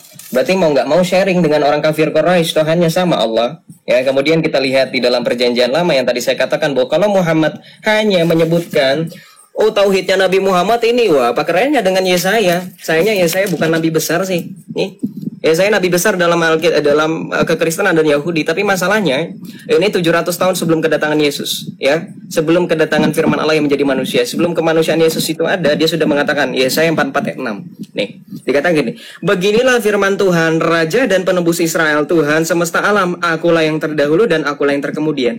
Tidak ada ilah selain aku. Sebatas ini doang tauhidnya Muhammad. Ya udah, berarti Yesaya 44 ayat 6 aja pakai. Kalau sebatas ini doang tadi tauhidnya dalam hadis, menyembah hanya kepada Allah dan tidak ada Allah lain, ya udah ini aja. Yesaya 44 ayat 6 ini sama jawabannya. Tidak ada ilah selain aku. Sama. Ya, kemudian kita lanjut lagi tadi kan. Ini agak unik ya. Kita kembali lagi. Ya, ini sebenarnya udah mulai lari-lari nih, udah mulai goyah dengan ketetapan tauhid mana yang dipakai sama Uni. Nih, kalau tadi dikatakan tauhidnya sama, Allahnya sama, loh ini ada loh. Ini ijma ulama, kata Uni disepakati ijma ulama. Kok menurut salah satu sumber yang saya pakai ini, insya Allah ya sumbernya ini bisa dijadikan hujah, karena ini yang nulis ini adalah nih, ya, pengasuh Pondok Pesantren Al Khairat Malang. Beliau itu penulis buku teman-teman, ya, bukunya banyak. Ya ini, wah. 3 jenis tauhid ala Wahabi, bid'ah, sesat. Nah, dikatakan di sini ini sama Islam loh. Nih, kita lihat di sini. Ya, pertama dan utama teori pembagian tauhid mengenai rububiyah menjadi rububiyah dan uluhiyah adalah bid'ah. Wah, bid'ah ternyata. Karena tidak ada dalam Al-Quran dan Sunnah Rasul, serta tidak pernah ada dalam tatanan wacana generasi salafus salih. Nah, ini ada dalam kutipan dari perkataan mantan mufti Mesir ya, yang bernama Ali Jum'ah Muhammad, yang menyatakan dalam salah satu fatwanya, pembagian tauhid menjadi uluhiyah dan rububiyah termasuk pembagian yang baru yang tidak berasal dari generasi salafus salih. Ya. Ini kalau misalnya pakai Ibnu Taimiyah, perhatikan ini hati-hati. Ibnu Taimiyah itu pernah mensahihkan hadis di mana Rasulullah itu bermimpi bertemu dengan Allah dalam bentuk pemuda amrot berkulit hijau berambut keriting. Masa iya konsep tauhidnya mau ngambil dari orang yang pernah mensahihkan hadis Allah itu berambut keriting? Kan nggak mungkin. Nah, kemudian di sini dikatakan apa? Ali Jum'ah juga menegaskan bahwa selain bid'ah dan berlawanan dengan ijma ulama, berlawanan ternyata. Kata siapa tidak berlawanan? Berlawanan. Nih, berlawanan dengan ijma ulama. Pembagian tauhid ini juga kontradiktif dengan ucapan Ibnu Taimiyah. Pendapat yang menyatakan bahwa tauhid rububiyah saja tidak cukup dalam iman. Loh, ini jadi iman tanpa perbuatan adalah mati ini. Nyontek lagi Yakobus 2. Ya. Iman tanpa perbuatan mati. Mengimani saja nggak cukup, kata Ibnu Taimiyah nih. Ya. Adalah ucapan ahli bid'ah yang bertentangan dengan ijma ulama yang hidup sebelum Ibnu Taimiyah. Nah, itulah ya, dalam Islam itu saya bingung makanya. Kemudian ya tadi Uni bilang, tangan Uni belum tentu Uni, Joseph. Uni punya sifat marah, belum tentu marahnya itu hanya Uni. Loh, Uni, marah itu bukan sifat loh. Ya, marah itu bukan sifat. Dan lagi-lagi Uni, ingat Uni, Masya Allah, astagfirullah, sadar. Laisa kamislihi syai'un wa huwa sami'ul basir. Tidak ada yang serupa dan setara dengan Allah. Masa Allah mau disamakan dengan Uni Rifa? Apa Allah punya sifat marah? Allah itu qiyamuhu binafsihi, berdiri sendiri, beda dengan makhluk. Kok mau disamakan dengan makhluk Allahnya? Blunder ini. Ya, kok mau sifat Allah sama dengan makhluk, padahal Allah itu tidak serupa dengan dan setara. Loh, ini Islam, saya bingung ini. Ya, saya dari tadi bingung ini, makanya ketika Uni menyamakan Allah dengan Uni Rifa itu bingung saya. Nah, kemudian balik lagi mengenai khalik dan makhluk. Loh, iya betul, saya baru dengar ini dari Uni Rifa. Di Islam ada 3 konsep, khalik, sifat, dan makhluk. Padahal dari dulu, kalau nggak khalik ya makhluk, kalau bukan makhluk ya khalik. Kok tiba-tiba ujung-ujung ada sifat di sini dimasukin? Ini pendapat ulama dari mana nih? Ya, nah mau saya tanyakan lagi. Konsep tauhid dari Islam beneran nggak? Beneran nggak hanya mengesahkan Allah? Beneran nggak hanya menyembah Allah? Ya, itu yang nanti mungkin boleh dijawab sama Uni ya. Silakan, waktu saya sudah habis. Saya menghormati waktu. Oke, baiklah, kita kesempatan saya membantai. Duh, ini nih, belum.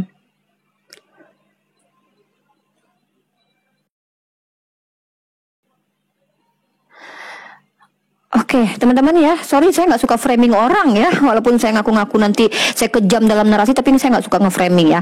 Dia mengatakan bahwa saya menyamakan diri saya dengan Allah, padahal saya membawa analogi bahasa yang sangat mudah dimengerti antara sifat dengan yang disifati itu berbeda. Penekanan saya di situ, tapi dia nggak paham juga teman-teman. Lalu dia bilang saya menyamakan diri saya dengan Allah. Astagfirullahalazim. Tapi ya sudahlah ya, nggak apa-apa ya, kita nggak usah bahas itu. Kemudian dia mengatakan Ibnu Taimiyah dikatakan bidat oleh Ahlus Sunnah wal Jamaah. Bidat atau bid'ah itu paham atas sesuatu yang belum ada di zaman Nabi Muhammad SAW. Menuliskan Al-Quran itu juga sesuatu yang baru. Jadi bukan, dan itu juga ada, makanya ada bid'ah hasanah dan juga bid'ah yang dolalah. Nah, kemudian kalau kita bicara tentang bid'ah hasanah, misalkannya toa, misalkannya itu baru. Jadi saya tanya di mana para ulama mengklasifikasikan bahwa tauhid uluhiyah, rububiyah itu masuk ke dalam ranah mensekutukan Allah. Dan kamu menyamakan dengan kekristenan. Kalian itu sudah jelas musyrik, menyamakan hakikat si firman dengan yang berfirman. Secara hakikat saja kalian menyamakan. Si firman yang adalah manusia, yang memiliki sifat kelemahan, lapar, makan ikan goreng, kalian samakan dengan Bapa hakikatnya. Paham tidak ilmu hakikat? Sesuatu yang benar tentang sesuatu. Allah Bapa itu roh. Allah Bapa itu tidak pernah mati. Allah Bapa itu tidak pernah lapar. Tiba-tiba disamakan hakikatnya dengan manusia yang 100% manusia, 100% roh, yang yang 100% manusia yang punya roh, yang bisa mati, yang lapar, disamakan hakikatnya. Ini aja udah blunder, tau nggak, secara definisi gitu loh. Nah, kemudian Tuhan dan Theos itu sama. Tuhan dan Kurios dan Theos itu beda. Ya sudah berarti berbeda. Antara Yesus dengan Bapa itu tidak bisa dikatakan sehakikat. Lalu Anda katakan, Yesaya mengatakan hanya ada satu Allah. Loh, kenapa nggak ikuti Yesaya? Memang siapa yang mengatakan bahwa ajaran para nabi itu adalah trinitas dan syirik? Nggak ada. Para nabi tidak mengajarkan kesyirikan, mengatakan bahwa ada entitas lain yang sehakikat dengan si Tuhan itu sendiri. Saya bisa tunjukkan ya dalam banyak ayat dalam kitab Perjanjian Lama. Bahkan dalam Perjanjian Baru pun ada kata mono. Ya, bahkan Paulus mengatakan bahwa bagi kita hanya ada satu Allah. Satu Allah, ternyata Yesus juga. Kalau memang hanya satu Allah yaitu Bapa Joseph, maka Yesus bukan Allah. Kalau Joseph mengatakan Yesus itu Allah, maka ya udah sama, gabung sama Mikana aja lah jadi oneness, ya. Kalau Mikana masih enak tuh ngomongnya tuh, Bapak itu sendiri yang jadi manusia tuh, konsisten dia itu, ya satu gitu loh. Nggak ada dia tuh satu yang ambigu, satu ya tapi tiga dalam satu gitu ya. Firman yang menjelma menjadi manusia itu hakikat dengan yang berfirman. Ini nih yang nggak bisa diterima secara logika teman-teman ya. Kemudian apalagi tuh itu dia ya. Jadi Kristen itu kenapa dikatakan syirik? Karena menyamakan hakikat. Tuhan itu sehakikat dengan yang menjadi firman, yang menjadi manusia itu. Kemudian apa lagi? Nah, saya kasih analogi, walaupun saya harus mengatakan ini analogi, teman-teman. Khawatirnya dia bilang saya menyamakan diri dengan Allah. Analoginya sifat Unirifa itu, Unirifa sifatnya apa? Sifatnya adalah temperamen atau jangan. Unirifa itu sifatnya manis gitu ya. Unirifa itu manis gitu. Apakah manis adalah Unirifa? Enggak semua yang manis adalah Unirifa. Emang gula adalah Unirifa? Jadi pemahaman bahasa Indonesia yang sulit karena mereka ya terpapar filsafat ya, makanya mereka seperti ini. Hakikat saja mereka tidak paham. Tangan Unirifa adalah Unirifa. Ketika tangan Unirifa terpotong dan dikuburkan karena kecelakaan, maka yang terkubur adalah Unirifa. Begitu cara Yosef memahami ketuhanan dia gitu. Karena Tuhannya terbagi-bagi gitu ya. Terbagi-bagi ya, mohon maaf ini seperti Lego nih, keluar dari Allah kemudian menjadi Allah lain ya, kemudian sehakikat gitu. Tapi si Allah yang sehakikat ini tidak mengikuti kehendaknya sendiri, tapi mengikuti si Allah Bapa yang mengutus dia gitu. Si Allah anak ini yang adalah pribadi lain dengan Bapa yang pribadi lain, itu sehakikat, saya nggak ngerti hakikatnya apa gitu. Yang sama tuh hakikatnya apa, saya nggak ngerti sampai sekarang ya. Udah lama juga diskusi dengan teman-teman Kristen. Hakikat apanya yang sama? Kalau hakikat kealahannya sama, ini sama aja. Yosef dengan Unirifa sama-sama memiliki hakikat kemanusiaan, tapi kita saat beda pribadi, dua pribadi. Ada berapa di situ pribadinya? Dua. Ada berapa manusianya? Ada dua. Mereka tidak menerima kalau mereka itu politeis karena nalar mereka tidak menerima itu. Bukti bahwa manusia, orang-orang Kristen tidak menerima Tuhan itu banyak, itulah munculnya konsep Trinitas ini. Untuk membaurkan Tuhan yang politeis itu. Kalau kita bicara Father is not Holy Spirit, Holy Spirit is not Son, Son is not Father, tapi mereka adalah hakikatnya, substansinya adalah Allah. Ya udah, ini ibarat kata nih jenis kealah sama nih, dalam satu jenis kealahan, tapi tiga pribadi. Ya udah politeis. Oh, kalau mau menjelaskannya lebih lagi, itu kenapa sampai saat ini dikatakan bahwa Trinitas itu misteri. Walaupun banyak orang Kristen yang mencoba untuk menjelaskannya. Teman-teman, saya katakan ini bukan dari saya bahwa Trinitas ada misteri. Saya akan tunjukkan datanya, teman-teman. Oke, footnote-nya saya bacakan, teman-teman. Oke. Trinitas misteri, teman-teman. Produk pikiran kok misteri gitu loh. Bukan produk Alkitabiah. Kalau produk Alkitabiah nggak apa-apa misteri. Ini produk konsep otak, pemikiran kok bisa jadi misteri. Coba. Misteri Trinitas tak mudah dipecahkan. Selain memang tidak mungkin memahami rahasia ini secara utuh, tetapi juga seringkali umat Kristen mengalami salah sangka dan persepsi mengenai hal ini. Magnum Opus Jurnal Teologi dan Kepemimpinan Kristen volume 1 nomor 1 Desember 2019 halaman 22. Ini dia. Dari Tri Untoro Sekolah Tinggi Teologi IKAT Jakarta. Ini dia. Footnote saya. Oke, saya akan kasih data lagi setelah itu tentang Trinitas ada misteri. Oke, terima kasih. Oke. Tadi katanya kan 855. Apa? Iya, 855. Udah lewat. Jadi gimana? Udah. Tunggu, ada lagi yang mau ditanggapi nggak dari Uni? Kalau mau nanggapi nanti Uni kalau enggak ya. Jadian closing statement aja satu, closing statement. Jadi Oke, di closing statement lebih ke penegasan ya, karena kalau seandainya masih menanggapi nanti kita saling ini lagi. Gimana? Fokus dengan agama masing-masing penjelasannya, sistematikanya. Ya udah sekali lagi deh sebelum closing statement. Toh. Baiklah. Ya, sekali saya habis itu Uni, dan habis itu langsung closing statement dari kita berdua. Oke. Gitu ya. Janji loh Joseph, nggak usah framing di komal masing-masing ya, nggak usah. Bikin ilfil tau nggak sih? Udah nggak usah jadi penghujat. Kita diskusi aja. Kalau ada sering. tampilkan aja. Uni bisa tunjukin. Uni ada videonya. Punya recordnya. Saya punya. Kalau Uni punya recordnya ya post aja sama seperti saya. Enggak, saya nggak mau ngepost gitu. Ngapain kayak gitu. Ya udah. Kalau gitu nggak usah nuduh saya framing. Oke, kita mulai. Tadi aja framing dibilangnya udah nyamain diri sama Allah. Aduh. Analogi aja nggak ngerti analogi. Saya belum kasih ini, Deng. Ya udah, kita jangan closing dulu. Ada satu lagi kasus yang saya kasih teman-teman. Iya, nanti terakhir ya itu. Oke, kita akan start match ya. Oke, kita lanjut ya. Bagaimana Unirifa menjelaskan tentang kebagaimana Allah? Sebenarnya saya itu nggak cuma asumsi pribadi. Ini bahaya kalau misalnya Unirifa dijadikan pandangan ya oleh teman-teman Islam yang menonton di sebelah sana atau di room saya. Ini dikatakan dalam suatu hadis. Sebenarnya dari tadi tuh saya mikirin, ini Unirifa tuh pernah mengetahui satu hadis nggak? Di mana Rasulullah itu bersabda, perhatikanlah makhluk Allah dan jangan memikirkan zat Allah. Maka sungguh kamu tidak dapat memperkirakan yang menjangkaunya atau membatasi kebesarannya. Nah ini dari tadi kalau misalnya Unirifa menggunakan analogi manusia sebenarnya nggak boleh loh kata Rasulullah. Ya, jangan memikirkan Allah. ya, harus memikirkan makhluknya gitu ya. Kemudian yang berikutnya balik lagi tadi kita ya mengenai Yesus. Yesus itu memang berbeda dengan Allah Bapa karena mereka dalam satu hakikat itu tiga pribadi. Kenapa dikatakan misteri ya? Misteri kenapa? Karena sampai kapanpun tidak akan ada yang bisa memahami Allah. Loh ini loh Santo Agustinus dari Hippo itu yang mengatakan ini yang tadi saya katakan nih. Kalau engkau memahaminya, ia bukan lagi Allah. Ya kan tadi sudah di awal sudah saya katakan. Kalau Uni catat dan Uni simak baik-baik apa yang saya utarakan, itu saya sudah mengatakan begini. Makanya dikatakan misteri, gitu. Makanya dikatakan misteri pribadi Allah Tritunggal itu misteri, sama seperti dalam Islam. Memang dikira tauhidnya Allah udah jelas tentang kebagaimana Allah. Enggak. Ya, nih saya katakan tadi kan Uni mempermasalahkan wahdatul wujud. Islam sadarlah kalian. Ini makanya kalian bisa muncul firqah yang kalian anggap sesama kalian itu sebenarnya juga kalau kalian bilang oneness dan Tritunggal itu saling membid'ahkan. Lebih parah kalian kok sampai ada yang mengkafir-kafirkan. Loh ini pandangan Ibnu Arabi loh. Ini cendekiawan muslim yang terkenal ya mengenai wahdatul wujud ya. Ini wahdatul wujud Uni tolak. Uni siapa? Ilmunya sampai mana? Ketika menolak ini, oke lah kalau misalnya Uni bilang, oh itu ada ulama, oke silakan tampilkan ulama mana yang mempermasalahkan wahdatul wujudnya Allah. Kenapa ini bahaya? Sekali lagi, kenapa? Loh kalau hanya pandangan pribadi saya bisa nyerocos panjang kali lebar nggak pakai data kok, gampang, simple. Nih ya, ini saya bawa dari Universitas Paramadina ini. Kalau misalnya dibaca satu-satu nanti ribet ini ya. Jadi konsep wahdatul wujud ini adalah Allah yang menyatakan dirinya ya. Hubungan yang berkaitan antara zat, entitas, dan sifat yang dipredikatkan kepadanya. Nah ini, wahdatul wujud. Ya, wahdatul wujud ini yang coba, ini mirip dengan kekristenan. Kenapa? Kita buka ya. Wahdatul ini wujud adalah perkenalan diri Allah. Kalau di dalam Islam, wahdatul wujud itu bisa loh, setiap manusia di dalam dirinya ada Allah. Berarti ada beberapa Allah tuh. Tapi kita nggak ke situ ya. Karena oke, kita baca dalam Ibrani 1. Nih dikatakan begini ya. Setelah pada zaman dahulu Allah berulang kali dan dengan berbagai cara berbicara kepada nenek moyang kita dengan perantaran para nabi. Pada zaman akhir ini ia berbicara kepada kita dengan perantaran anaknya yang telah ia tetapkan sebagai ahli waris segala sesuatu. Loh, Allah kami udah duluan wahdatul wujud loh.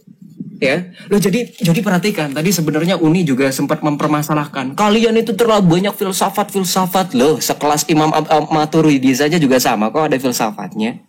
Ibnu Taimiyah juga terkena filsafat kok. Nih kita lihat lagi ya.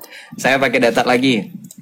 Ya. Di sini dikatakan Ibnu Taimiyah ya. Ibnu Taimiyah Imam Hasan Al-Asy'ari yang beliau itu terkena filsafat nih. Infiltrasi filsafat dalam ilmu kalam. Nah, ini kalau misalnya kita bahas ilmu kalam ini nanti ke sini ya.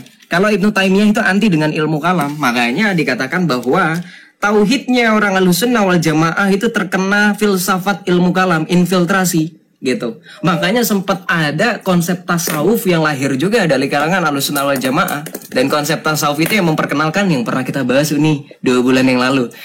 Jeng Nur Muhammad ya. Saya yakin Uni Rifa udah mulai enak ya, dan teman-teman Islam juga mulai enak. Tapi ini adalah salah satu bukti bahwa Islam itu ulama-ulama terdahulu kalian itu terkena filsafat. Nah ini filsafat ilmu kalam dan juga hologosnya orang Kristen ini melahirkan suatu konsep yang diberikan Nur Muhammad. Ini masih bingung ini. Nur Muhammad itu makhluk atau bukan makhluk ini? Saya masih bingung ya. Jadi kalau misalnya dikatakan orang Kristen terkena filsafat, kami tidak ada larangan yang namanya itu jangan menyerupai suatu kaum, nggak ada. Yesus itu mengajarkan supaya kita itu nggak lagi dipisahkan. Makanya Rasul Paulus dalam Galatia 3 ayat 26 sampai 27 mengatakan bahwa 27 sampai 29 mengatakan kamu telah dibaptis dalam Kristus, maka tidak ada lagi orang Yunani dan Yahudi. Makanya kita boleh belajar. Ya, bukan berarti kami menyamakan, enggak, tetapi kami berusaha menggunakan ilmu mereka untuk bagaimana menjelaskan Allah supaya mereka paham. Dan itu yang dinamakan dengan pendekatan. Sama seperti Islam menggunakan pendekatan filsafat ilmu kalam yang diajarkan oleh teman-teman dari gereja ortodoks. Ya, seperti itu. Silakan Uni Rifa, saya sudah selesai. Terakhir ya berarti. Oke, terima kasih ya. Oke, sebentar. Saya lagi buka data sedikit. Kita beranjak dulu. Bentar ya, sebentar Joseph. Oke, saya tadi ngulang. Teman-teman, kita belajar sedikit secara logical fallacy ya. Appeal atau bacanya saya nggak ngerti ya. To popularity, argumentum ad populum. Artinya adalah orang-orang yang melakukan apa namanya ya, membandingkan, saya dibandingkan dengan ini siapa emangnya, kok lebih percaya, jadi dia percaya sesuatu karena banyak yang mengikuti, maka dia melakukan logical fallacy, si Joseph ini ya teman-teman ya. Kemudian apa lagi ya, itu logical fallacy. Joseph, ring 1 adalah baginda Rasul Muhammad SAW, di mana beliau mengajarkan wahdatul wujud. Ya, kalau Anda membandingkan saya dengan siapa namanya Ibnu Rus atau Imam Ghazali sekalipun, tunjukkan bahwa wahdatul wujud mereka ya, yang mereka konsepsikan itu menyekutukan Allah. Kalau mereka terpapar filsafat, ya sudah, mereka berarti terpapar filsafat. Apa kaitannya dengan ajaran Islam? Jadi jangan nanti kalau saya kasih ajaran Mikana ke kamu, kamu juga nggak akan terima. Nanti saya bandingin, emang kamu siapa dibandingkan Arius? Emang kamu dibandingkan si Sabellian siapa, Joseph? Boleh nggak kayak gitu? Nggak bisa, Joseph. Tolong ya. Jadi kami ini secara tauhid ya, kalau Anda bilang wahdatul wujud, pertanyaan ini, tahun berapa munculnya wahdatul wujud itu? Ya, itu dulu ya. Kalau Anda membandingkan saya, tunjukkan konsepsi berpikir dari Ibnu Rus itu menyalahi, misalnya gara-gara wahdatul wujud akhirnya dia menyatakan bahwa dunia ini adalah Allah itu sendiri, misalnya dalam makna yang bahwa Tuhan setara dengan dunia gitu, seperti kalian, firman adalah Allah itu sendiri begitu. Kalau memang seperti itu, maka sudah selesai, dia sudah selesai, tidak diterima karena tidak ada pengajaran dari Nabi Muhammad seperti itu. Ya, ini yang kenapa orang-orang tersesat, karena tidak berpondasi kepada Al-Quran dan hadis. Konsep itu dari otak manusia, konsepsinya nggak bisa sama, beda-beda orang. Nah, kita bahas tentang konsepsi. Yang mana yang kamu pegang konsepsinya? Yang mana yang menyatakan bahwa Allah itu adalah bumi ini, Allah itu adalah ini, Allah itu adalah itu? Mana? Kalau ada yang mengatakan itu, sudah selesai kan? Kamu sendiri dulu membawa data ketika bahas Nur Muhammad. Bahkan Nur Muhammad itu adalah ciptaan, Joseph. Nur Muhammad adalah ciptaan. Hadis mungkar atau hadis dhaif yang kamu bawa kemarin itu, kita sudah selesai. Dan Joseph melarikan ini dengan tema yang sudah kita bahas zaman dahulu kala, teman-teman ya. Ini yang lucunya Joseph. Saya tadi menganalogikan ya, bukan menganalogikan Tuhan. Bukan, saya menganalogikan apa perbedaan antara kata sifat dengan yang disifati. Makanya saya bawa diri saya yang memiliki sifat dan juga ada yang disifatinya, itu saya. Saya bukan sedang menganalogikan Tuhan di situ. Yang lucunya adalah kalian yang mengakui bahwa Trinitas adalah misteri, padahal itu konsep berpikir. Masa konsep berpikir tidak bisa dipahami dengan pikiran? Lucu ya. Yang kedua adalah satu lagi, Trinitas adalah misteri. Coba lihat Kristen mendefinisikan, menganalogikan, mendeskripsikan anak adalah Bapa bukanlah Roh Kudus bukanlah anak.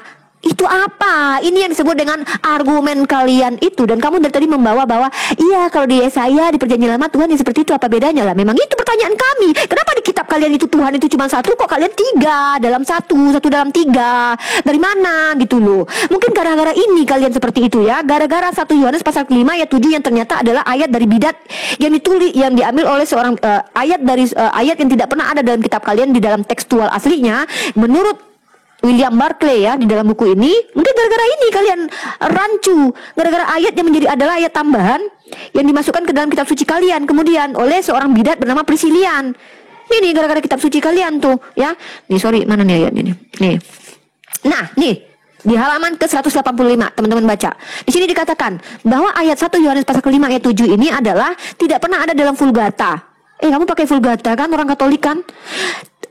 Versi asli Vulgata yang berasal dari Rome tidak mencakupnya. Orang pertama yang mengutipnya adalah seorang bidat Spanyol yang bernama Priscillian yang meninggal pada tahun 385. Apa di dalam ayat itu tentang apa? Di sini dikatakan sebab ada 3 yang memberi kesaksian di dalam surga, Bapa, Firman, dan Roh Kudus. Nih gara-gara ayat ini nih kalian ya. Sementara kamu sudah membedakan antara Theos dengan Kurios. Suap lagi, apalagi coba? Kalau sudah beda, kenapa disama-samain hakikatnya? Itu ya, secara hakikat beda. Yang satu punya sisi kemanusiaan, yang satu nggak punya sisi kemanusiaan. Yang satu adalah roh, yang satu manusia. Yang satu dilahirkan, yang satu nggak pernah dilahirkan. Yang satu adalah bapa, yang satu adalah anak. Kok bisa sama hakikatnya? Apanya yang sama? Ini hakikat apanya yang sama? Apa sih arti hakikat menurut kalian? Gitu loh.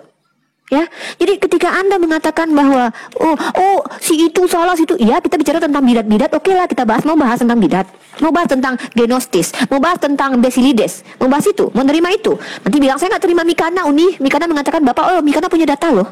By the way, ajaran Sabellian itu punya data. Aku dan Bapak satu, gitu, punya data, mereka punya ayat, minimal mereka punya ayat. Ibnu Rus, wahdatul wujud, mana ayatnya? Mana ayatnya? Mana hadisnya? Konsep mereka datang dari mana?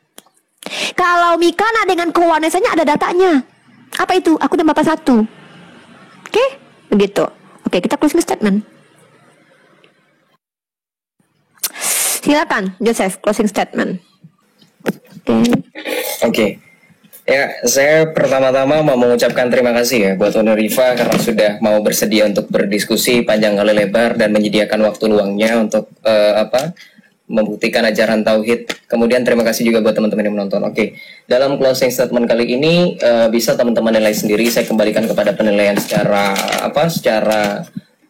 luas ya kepada audiens untuk menilai mana yang menggunakan data atau mana yang tidak menggunakan data. Bahkan tadi sempat dibilang logical fallacy ketika saya dikatakan membandingkan Uniriva dengan Ibnu Rus. Ya jelas, kalau saya dipertanyakan, loh kamu mau nggak dibandingkan dengan Arius? Ya masalahnya saya dari tadi nggak pandangan pribadi sih Uni.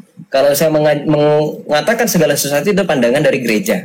Ini closing statement loh. Karena Bawa saya tanggapi lagi loh. Closing statement itu adalah kesimpulan. Jadi kalau ya kesimpulan agama Anda itu seperti apa? Kok malah fokus ke saya Anda? Nanti saya juga akan memframing Anda gimana Jong? Udahlah, fokus dengan ajaran Anda, bisa dipertanggungjawabkan atau tidak. Kalau bahas-bahas saya akan tanggapi Pak Joseph. Ya, saya punya data segudang-gudang terkait tentang apa yang dijelaskan. Biarkan mereka yang menilai saudaraku yang ganteng ya. Gak usah curhat. Data itu nggak cuma jauh, nggak kelihatan gitu. Ini datanya. Kalau saya bisa aja cuman kayak gini doang. Ini datanya Uni begini aja gitu. Saya dari tadi menampilkan datanya, saya tunjuk-tunjuk ini datanya. Jadi kalau saya hanya bacakan, saya on cam gitu hanya bacain begini, nggak nampilin apa itu namanya itu ya. Tapi nggak apa-apa. Dalam kekristenan ajaran itu bersumber pada tradisi para rasul. Ya, 2 Tesalonika 2:15. Jadi kalau ada pandangan pribadi, mohon maaf nih kalau bawa Mikana dan seterusnya itu tidak menjadi alasan yang kuat karena fondasi kekristenan tidak berdasar pada tafsiran pribadi, apalagi dalam gereja Katolik. Yang dipegang adalah magisterium gereja yang diwarisi oleh Tuhan Yesus kepada para rasul. Di dalam Yohanes 16 Tuhan Yesus mengatakan, "Terimalah Roh Kudus, jikalau kamu mengampuni dosa orang maka dosa itu akan terampuni. Tetapi jika engkau menyatakan dosa itu tetap ada, maka dosa itu tetap ada." Makanya kami semuanya bagi orang Katolik itu nggak pernah pandangan pribadi. Gitu. Kemudian terkait tentang Tritunggal, lagi-lagi dan lagi saya katakan bahwa bukan mengenai keberapaan Allah. Dari tadi sempat saya mengatakan nominal. Sebagai konklusi penutup bahwa Tritunggal adalah misteri Allah yang tidak terpecahkan. Jikalau ada orang di luar kekristenan menyatakan Tuhanmu tidak masuk akal, tidak masuk logika, ya memang. Dalam keyakinan saya, Tuhan itu tidak akan pernah masuk akal logika sempit manusia. Mungkin ada iman yang lain mengatakan Tuhannya masuk akal, ya selamat. Tuhan Anda sekecil pemikiran Anda, sesempit logika Anda dalam memahami kebagaimanaan Dia. Tetapi di kami Tuhan itu tidak pernah bisa terselami. Ya, 1 Timotius 3:16 jelas mengatakan bahwa Dialah satu-satunya yang tidak takluk kepada maut, terang tak terhampiri. Tiada seorang pun mampu untuk menyelami dan melihat Dia. Jadi kalau dikatakan misteri, ya saya dari awal nggak pernah mengatakan saya bisa masukkan akal Tuhan, nggak. Tritunggal itu tetap misteri. Dan bagaimana misteri itu kami responi? Ya kita berpartisipasi dalam misteri Allah Tritunggal, yaitu saling mengasihi, sama seperti Bapa dan Sang Firman dan Roh Kudus saling mengasihi satu sama lain. Dan itulah respon dalam iman kami. Jadi sebagai kesimpulan, jikalau dikatakan Tritunggal itu ajaran yang sesat, kafir, syirik dan seterusnya, nggak apa-apa, saya bangga dengan Tritunggal. Kenapa? Tritunggal tidak menyebabkan perpecahan. Sekalipun ada bidat, sabilenisme dan seterusnya, kalau Uni mau berbicara mengenai itu nanti kita diskusi. Kenapa? Karena saya punya bukunya sendiri dalam membahas tentang sekte bid'ah atau sesat yang sudah dikutuk oleh gereja. Ini adalah bukunya Selilit Sang Nabi. Ya, Bang Nandar juga punya sebenarnya, tapi nggak apa-apa. Jadi Tritunggal itu adalah konsep yang sudah maksimal dan sesuai dengan ajaran gereja, sesuai dengan gereja aliran utama seperti Katolik, Protestan dan Ortodoks memahami Tritunggal Allah. Walaupun mungkin sekelas seperti Bapak Donditan yang terhormat mengatakan bahwa Tritunggalnya Ortodoks dan Katolik berbeda, tapi saya yakin mari kita introspeksi masing-masing. Ya, karena Tritunggal dan Tauhid adalah konsep yang jauh dibandingkan. Kenapa? Tritunggal itu pengajaran yang tegas dan tegas dan jelas. Bukan pandangan pribadi dari orang per orang. Makanya kalau dari tadi kita berdiskusi panjang kali lebar tidak menemukan poin pada pemahaman tauhid, kita bingung. Ada pertanyaan yang belum terjawab sampai dengan detik ini, yaitu, ya mungkin ini jadi PR buat Uniriva ya, jadikan PR aja Uni, nggak apa-apa. Tauhid mana yang diajarkan oleh Rasulullah? Apakah tauhidnya Ibnu Taimiyah atau kayaknya udah saya jawab deh tadi deh. Saya udah jawab tadi Joseph ya. Kamu terima atau enggak itu bukan urusan saya. Saya udah tunjukkan tadi ya. Rasulullah mengajarkan tauhid seperti apa. By the way, kamu closing statement loh. Kok nanya lagi? Iya, sebenarnya Saya sudah menunjukkan jawabannya. Oke, udah ya. Kalau udah clear doang. Kalau udah nggak ada lagi yang mau di closing statement kan, ya udah nggak usah framing banyak sana sini. Saya juga mampu melakukan hal itu. Tunggu aja bentar lagi ya. Saya akan tunjukkan beberapa hal yang logical fallacy lagi teman-teman. Ya nggak apa-apa. Bawa Tadi kamu duitan bawa lagi. Mikana, bawa Aderion, ya nggak apa-apa. Saya bawa. Nggak apa-apa, kita bahas. Kenapa? Ya, jangan panas-panas. Iya, enggak dong. Kamu bawa Mikana, bawa Aderion, nggak apa-apa. Enggak apple to apple sih. Udah, jangan emosi dong. Kenapa sih akhir-akhir debat pasti emosi, Joseph? Tadi kita santai, tenang. Kenapa? Santai dong. Tadi emosi itu justru nih. Enggak dong, saya tegas orangnya memang tegas begini saya. Oke, saya akan closing statement teman-teman ya. Oke, teman-teman udah ngapain? Al-Quran itu jelas mengatakan Qul huwallahu ahad, Allah al-wahid. Ya, jelas Allah ahad, Allah al-wahid. Konsep tauhid diajarkan Nabi Muhammad di dalam riwayat hadis. Tauhidnya seperti apa? La ilaha illallah Muhammad Rasulullah. Lalu apakah si Ibnu Taimiyah bersalahan dengan Nabi Muhammad ketika dia memiliki konsep bagaimana cara memahami? Apakah jatuh kerana kafir? Kalau kerana bid'ah, iya bid'ah itu artinya apa? Sesuatu yang baru. Bid'ah itu ada dua, bid'ah hasanah, bid'ah dolalah. Yang mana nih yang mau dia permasalahkan nih? Saya bawa Mikana. Saya tidak mau ketika ajaran yang dia sepakati dibidatkan lalu dilemparkan ke muka saya. Itu saya lakukan kepada dia. Lalu dia membandingkan saya dengan Ibnu Rus misalnya. Masalahnya pertentangan saya dengan Ibnu Rus apa gitu? Konsepsi kita yang berbeda apa gitu ya? Kita bicara konsepsi guys, bukan konsep ya. Nah itu juga ya, dan Nabi Muhammad tidak mengajarkan konsep itu by the way. Nah lalu oke, Islam itu ajaran yang sangat eksplisit ya. Konsep tauhid itu dasarnya jelas dan tidak diingkari. Ketika percaya Tuhan itu satu, tau-taunya Allahnya 2, 3 ya, itu satu. Ada yang mengatakan Tuhan kami itu tidak terselami, tidak ada yang melihat Tuhan, dan Tuhan kami itu Allah kami entah Allah entah Tuhan lah ya, dan tidak terganggu dan apa segala macam. Tapi yang ditabok Hansip Romawi, yang ditusuk lambungnya itu ternyata adalah Tuhan dan juga Allah. Teman-teman lihat kalau si Yosef lagi live ya, bahwa Yesus adalah Tuhan dan Allah. Allah kami itu tidak terlihat, tidak terdeteksi, tidak bla bla bla, tapi ditabok iya, dibunuh iya, dimatikan iya, dihinakan iya gitu. Nih apa ini? Hah? Kemudian Tritunggal itu tidak ada perpecahan. Halo. Tidak ada perpecahan Tritunggal, guys. Gue nonton loh kemarin orang-orang yang mengaku kitabnya sama, Tuhannya sama, dan dalilnya mereka punya masing-masing ya. By the way, kalau kita yang bidat-bidat punya dalil apa? Mereka yang bidat itu punya dalil apa? Kalau kita bawa bidatnya oneness yang adalah bidat menurut Tritunggal ini, itu punya dalil guys, punya dalil yang cukup kuat. Kalau nanti saya publish ya antara Mikana dengan Erben kemarin ya, saya akan tunjukkan kepada kalian betapa Mikana punya data, Erben juga punya data. Nah kalau dia bicara tentang bidat, Qadariyah, Jabariyah, mana dalilnya di Al-Quran kami, di hadis kami, apa yang mereka bawa? Ya begitu caranya kalau diskusi itu. Nah, jadi satu lagi, saya bawa data, dia bilang nggak bawa data. Data itu bukan footnote. Kalau kita nggak tahu ya, pernah kuliah dia ya. Kalau saya tuh bikin jurnal tuh footnote itu data guys, itu referensi guys. Ya referensi, nggak mesti harus punya bukunya semua. Oh kalau bicara effort ya, kita ini nggak mesti harus punya bukunya juga untuk mengetahui sebuah pengetahuan guys. Kita bisa menemukannya lalu kita dapatkan footnote-nya sebagai referensi. Kalau seandainya setiap mahasiswa harus punya buku, nggak perlu pakai footnote guys, nggak perlu pakai daftar pustaka ya. Ngapain itu ya? Nah itu lagi. Jadi intinya apa? Ajaran tauhid datang dari Nabi Muhammad. Kata dia ajaran Tritunggal dari Yesus, padahal Paulus saja nggak ngajarin Tritunggal. Ini saya cuma minta siapa yang ngajarin Tritunggal. Kata dia rasul-rasul. Siapa? Namanya nggak disebutin. Mana dalilnya di Bible? Sumber primernya mana? Ajaran Tritunggal itu nggak ada. Tapi ya imani gitu. Tuhan kami tidak terjawantahkan, tak bisa diapa-apakan. Apaan? Lah itu Tuhan dan Allah itu yang mati di atas itu di mana? Oh my god, itu ya. Buat apa gitu buku sekontainer pun ternyata poinnya nggak ada. Penjelasannya nggak ada gitu. Justru berkontradiksi setiap penjelasannya. Tuhan ya konsep kami misteri, tapi coba untuk dijelaskan, dan dia mencoba untuk menjelaskan bukan keberapaan tapi kebagaimanaan. Ya udah, Tuhan yang terkonsep. Di mana mungkin Tuhan yang penuh misteri tapi bisa dikonsepkan? Apa lupa arti konsep? Konsep itu produk fikir. Bagaimana mungkin produk fikir tidak terselami dengan fikiran? Kecuali produk Alkitabiah, wahyu dari Tuhan. Ya, kalau ada Tuhan menceritakan ada perang di surga sana, nggak mungkin terfikirkan oleh indera karena nggak ada yang lihat. Bolehlah kita terima. Tapi kalau produk konsep tidak terselami oleh pikiran, halo, konsep siapa ini? Manusia atau konsep Tuhan yang sudah diterka-terka manusia begitu? Oh my god. Udah ya, teman-teman. Jadi kayaknya saya harus lebih ingin, saya ambil S1 bahasa Indonesia nanti teman-teman ya. Insya Allah ya, mudah-mudahan ya, untuk mengajarkan teman-teman Kristen perbedaan antara bahasa sifat dengan yang disifati itu apa maknanya. Hakikat ya, itu yang salah dan berbahaya. Itu kenapa antara manusia dengan Tuhan tidak bisa dibedakan, anak dengan Bapa tidak bisa dibedakan, Allah dengan Tuhan tidak bisa dibedakan. Ya itu dia, hakikat itu. Umat Islam sangat eksplisit ya. Allah itu Allah Ahad, Allah itu Al-Wahid. Deskripsinya Ibnu Taimiyah ada nggak berbeda dengan Ahlussunnah wal Jamaah tentang Ahad dan Al-Wahidnya Allah itu? Nggak ada, tidak ada. Ya begitu teman-teman ya. Baik, terima kasih Joseph telah berdiskusi dengan Uni.